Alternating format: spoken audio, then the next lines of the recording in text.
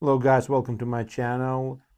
Hope you're doing well today. Today we're gonna be talking about HOA fees that are out of control right now. Yeah.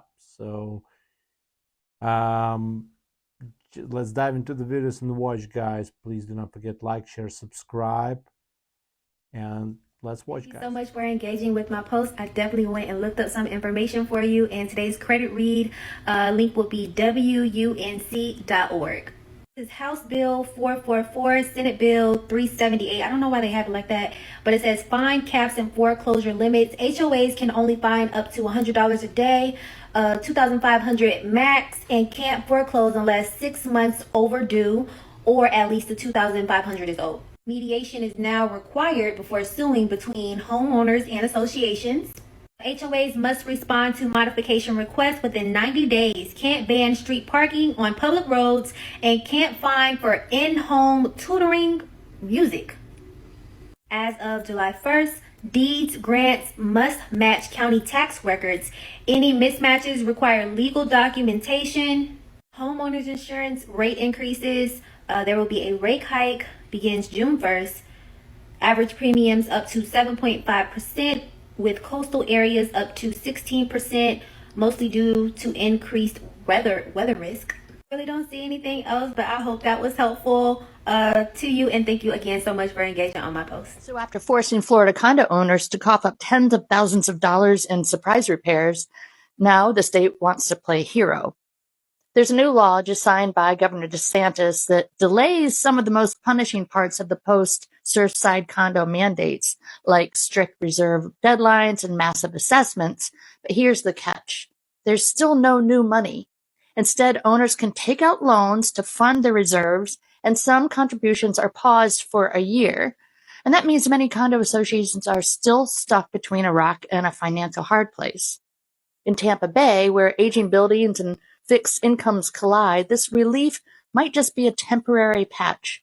So the question is, did lawmakers finally listen, or are they just kicking the can until the next building falls? So if you own a condo, live in one, or just care about property values across our coast, you need to follow how this plays out. Drop your thoughts below. Do you think this new law goes far enough? And follow me to stay fully in the know on everything happening in Tampa Bay real estate and beyond. I'm Kimberly Falker, a Tampa Bay realtor, and your personal source for everything new and noteworthy happening in our area. I track the trends, so you're always a step ahead. One of the biggest concerns my clients share when buying a home, especially in 2025, is homeowner association or HOA. Now, don't get me wrong. Some HOAs are fantastic. They keep neighborhoods pristine.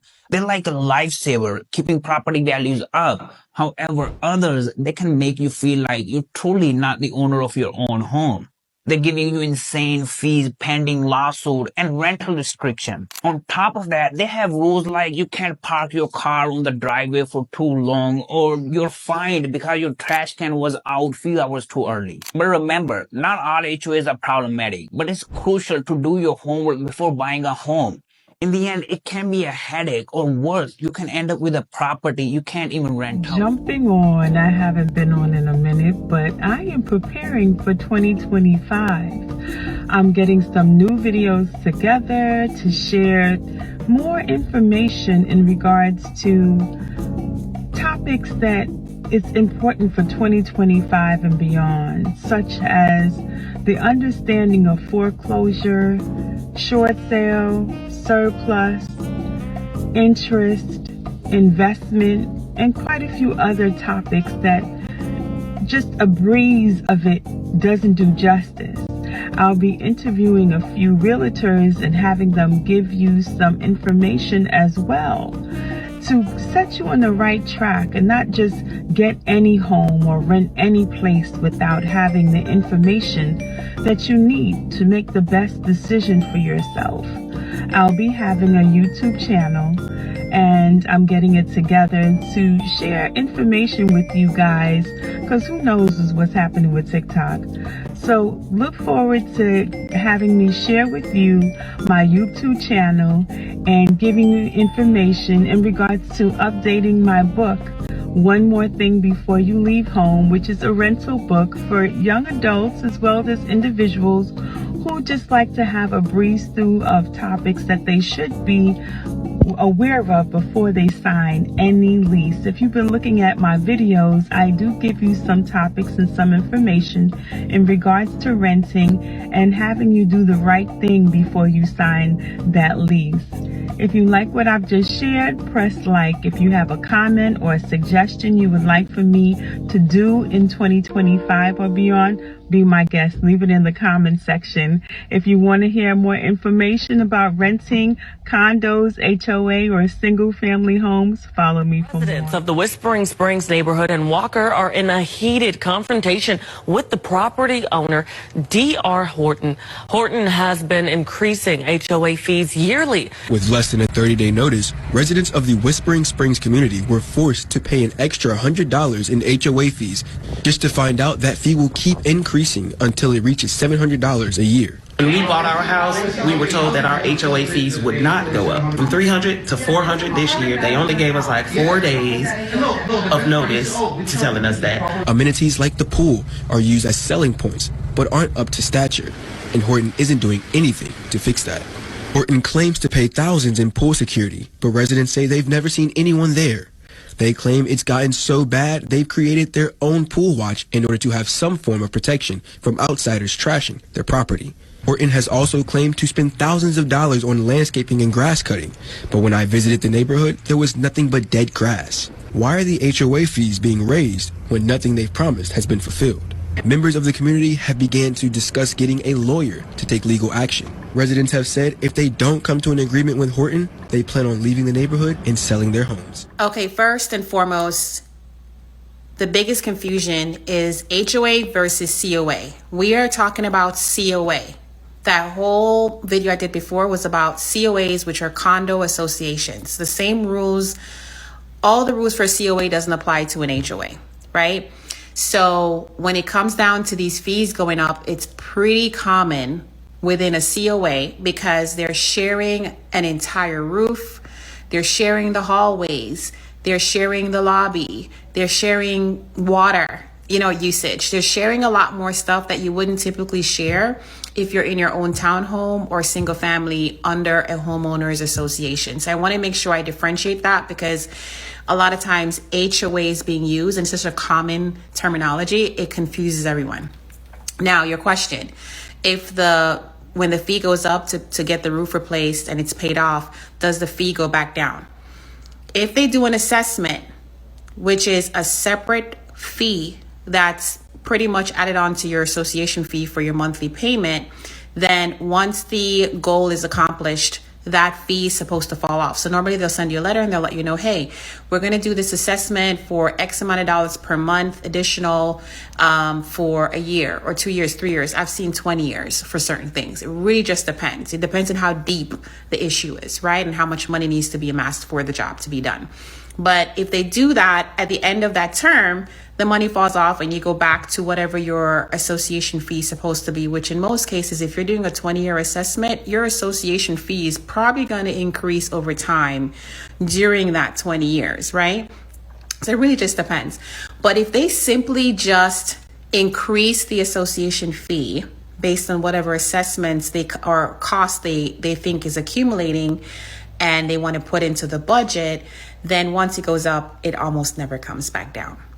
And that's just the reality of that. So if it's an assessment, it's supposed to come back down, but depending on how long the assessment is, you might find that your association fee is going to grow on its own anyway. And that's anywhere. I mean, we can't expect groceries to go up and rent to go up and our association fees to stay the same forever. Everything is up, right? But it's just a matter of how much is it going up. And unfortunately, with condo associations, the fees can go up dramatically over time. Okay, so that's something we need to take into consideration. You know what should be a goal for everyone for 2025? Finding a way to defund HOA, Homeowners Association. The biggest scams in the society. And they just so ready to put citations. Like, how do you feel buying a house? You can't fix your house up how you want. Gotta cut your grass when you need to. You feel me? You can't park so many cars on the driveway. Like, come on, bro. Like, that should be the biggest thing in 2025 for people who got HOA. And then you got these people, I'm the president of the HO. Like, bitch, y'all got to do something about it, bro. Like that should be a goal for 2025. Everybody who's under the HOA, if you're tired of them citations and all that shit, y'all need to find a way to come together and stop that and defund these people. Get rid of these fucking people. HOA fees are rising steadily across the Bay Area. Since 2019, median dues have increased by 30%, covering services like maintenance, insurance, and inspections. Walnut Creek saw a 69% increase, while cities like Milpitas and San Bruno had significant increases as well. These changes reflect new safety laws, higher insurance needs, and long-term building upkeep. Are you factoring HOA fees in your new home search or condo search? Share your thoughts in the comments below. Follow us for more Bay Area. I need some legal advice here. Tell me what I can and what I can't do. So my parents live in these condominiums where they pay $571 for their homeowners association. About a year ago, they asked for money for the reserve because they had no more money in the homeowners association account. $2,000 is what they asked for, and my parents paid it. Fast forward to today, they sent out another notice asking for another $1,700 to put back in the reserve. They haven't fixed the roofs. The dumpster area literally looks like this all the time, every time. The grass is like never cut and never maintained. I'm sure there's probably something in the contract that allows them to request this money to be provided by all the homeowners. My concern is this money's being requested and they're not using it towards anything. If there's anybody who's familiar with like homeowners association and your rights when it comes to stuff like that, I would really appreciate a little bit of weighing in, because honestly, it's stressing me out that my parents are so stressed out knowing that they have to pay this money. And I honestly don't know at this point if it's even legal for them to request this. Call the cops. A homeowners association meeting at the Mandarin Lakes neighborhood in Naranja Lakes goes off the rails. The Tuesday night meeting was cut short after residents say the cops were called by the HOA. It's ridiculous. Nobody got violent. We're simply talking. Furious community members say the meeting escalated when the HOA board told residents their monthly fee would increase to $350 a month.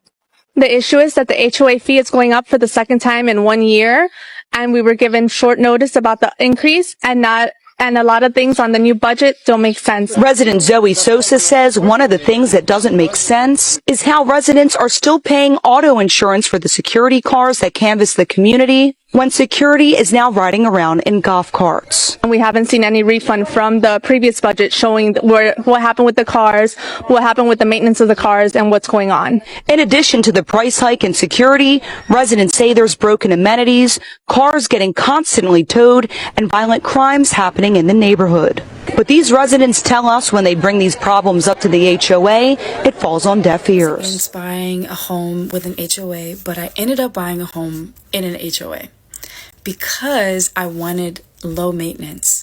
As a single woman purchasing my first home, I knew I didn't want to do a lot of maintenance, and I'm so sorry, but I didn't want to buy a condo. I lucked out and I bought a townhome in a community where the HOA was only $155 a month. For $155 a month, they take care of my trash pickup as well as gave me 2 free trash cans. They monitor the roof and replace the roof when the roof needs to be replaced. They do exterior maintenance on the home, so pressure washing and things like that. And then they also maintain the grounds in front of my house. I am woken up every 2 weeks by a crew of men cutting my lawn and refreshing my mulch, even during the winter time. It's kind of nuts. But if you are looking to buy your first home as a single person and you are on the go and you really don't have time to be doing maintenance, consider getting a home in an HOA and just make sure that HOA works for you. Let's talk HOAs because there seems to be such a wide range of different amenities and different costs of them. And after reading a lot of these comments, I've realized our HOA is not as great as a lot of these. Like this one here has 2 private pools, pickleball, tennis courts, fitness center, and playgrounds, all for $1,100 a year, which is incredible because we pay $275 a year for our HOA, and the only thing we have is a little tiny park that they put in about 8 years ago. It has like 3 swings and 2 little slides, and that's it. It's better to have than nothing, but it's pretty small. Our HOA fees pretty much just go to lawn care in the common areas, and I think they pay for the lanterns in the front of the neighborhood, and that's about it. I've asked for years if we could get a pool. My husband was even on the board one year, and we can't get a pool because they said that it's way too high of a cost, the insurance and everything each year. The fees would not cover it. And I was like, well, I would gladly pay more, but apparently there's just not enough people in the neighborhood to warrant a pool, which I believe there's like, I want to say 80 to 100 lots, maybe even slightly more than that in this neighborhood. So it's not huge, but I still think we could totally handle a pool. I'm curious what you pay for your HOA fees and what kind of amenities do you have in your neighborhood? Good morning, it's Terry, Condo Association Manager to 10 condominiums and 1 HOA. This morning, we're talking about CDs and your reserve operating account. So you should have your operating account, which your regular operating expenses come out of, which would be your insurance, your landscaping contract, any utility, and administrative bills. Then you have your reserve account, which are for like one time, like big expenditure. So I call it like your savings and your checkings account. And because your association is a big company and stuff like that, you guys move like a business, I would say invest in, some have like money markets or some have CDs and such where you're getting a higher interest. I would say if your association does have a certain amount of money, you should think about having CDs, 6 months CDs and stuff like that, so when they do mature, you guys will have money coming through, income coming through. And again, because associations are like nonprofit and such, you will have to pay taxes on that. Definitely talk to a CPA tax attorney who is familiar with businesses, nonprofits, to get more information on taxes and such. So I have numerous properties that do have CDs, and they have them mature. They're like staggered. So when they're maturing, that meaning the CD has come to its mature date, that they are having income coming in, and that is something that they could put towards project. Is growing the reserves, and it's helpful for your community to have money coming in as opposed to your monthly dues and such. This is a good plan for your treasurer and such. And so usually I know with us, sometimes our bank might not have like the best interest rate.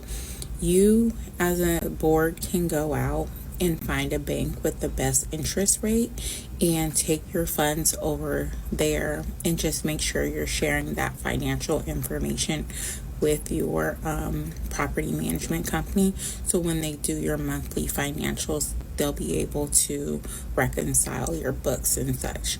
So basically, so think about getting a CD or a higher interest account so you guys can grow your association's funds. Your association will appreciate you for this, for bringing in money so projects can be done. Anyways, that was information for today. Have a good one. You sure about that? You sure about that? You sure about? I currently live in an HOA, and I would rather have a pink house in my neighborhood than an HOA. Here, look at my backyard. Everything looks almost dystopian. You see the screen on my back porch? My lanai? I had to fight tooth and nail through the application process because they kept rejecting it over the smallest detail. It took like 3 months to get this approved. So yes, I would rather have a neighbor with a pink house, an orange house, a camouflage house than living in an HOA. And before all of you bootlickers come in here, well, if you don't like HOAs, don't buy one. Most new developments are in HOAs, especially in Florida. Like, it is hard to find a livable house that is not in an HOA. I also needed one close to my job. So my options were limited. And to be honest, HOAs don't really protect property value the way that you think. Also, if one of my neighbors had a pink house, that would make it really easy for me to tell like the DoorDash driver or any visitors how to find me. Like, oh, you see that pink house in my neighborhood? Turn left after that house, then you'll find mine. I wouldn't mind it at all. And for all the people saying, well, HOAs give us plenty of amenities, we waited 6 months for them to open a gym that is smaller than a hotel gym, a pool that we cannot use at night, and a amenity center clubhouse that we have to pay an extra $250 an hour to use. Now, I will say most of my neighbors in this HOA are pretty cool, except for the one or two Karens on every street. But still, I would rather not have to have their permission to do anything. Also, do you see my next door neighbor's fence in their backyard? They had to ask me permission and the neighbor on the other side permission before they put their fence up on top of the HOA application, on top of the city building permits. Imagine if I said no. Imagine if I was going to be a difficult person, a Karen myself, and decided to say no, and they would be at my mercy. Do you really want that? And the HOA doesn't even maintain anything. I asked them to fix one of my sprinklers because one of them drove over my sprinklers when they were doing random inspections, and they just outright denied it. And unfortunately, my Ring camera was not pointed that way, so I was not able to prove it. And I understand HOAs are not going anywhere, but I wish we could at least restrict their powers to do like something like, as long as you're not disrupting your neighbor's life, then you should be able to do whatever you want. A pink house is not disrupting your life, unless it's like reflective paint and you're like getting glare into your house. But seriously, like my neighbor's fence is not bothering me. My lanai screen is not bothering my neighbor. My extended driveway is not bothering my neighbors. So I don't feel like they should have a say in what I do. And like I said, there are no like new houses that are non-HOA in Florida anymore. It's because HOAs like make the developer's life a lot easier, so they just build HOAs from the get-go. I'm just glad that I'm doing okay enough to where I did not have to sell my old house. I'm using it as a rental property, but that's in a non-HOA. And you know, if shit just hits the fan and I can't take it anymore here, I at least have that to go back to. Other people are not so lucky. A lot of people have put their entire life savings into moving to this community and to the surrounding communities. Like my neighbor said that she put like every last cent that she had to move down here and enjoy it. Especially like some of the retired people, they put their life savings into this because this is going to be their final home until they are no longer with us. So nitpicking and doing all this stuff and like trying to control people is not really ideal. And I guarantee you, if we dissolve the HOA in this neighborhood, our property value would actually skyrocket because people who are looking for houses are actively trying to avoid HOAs. So we would be like one of the few newer houses like built within the last 2 years that were not subject to HOA restrictions, making people want to buy here and probably pay more just to avoid the HOA. Let me know, what do you think about this HOA fees that are out of control right now? It's really scary situation, guys. I will be happy to hear from you from the comments below. And if you have any questions, suggestions, definitely write it down, please. Okay, guys, I'm done for now. Be safe and bye for now.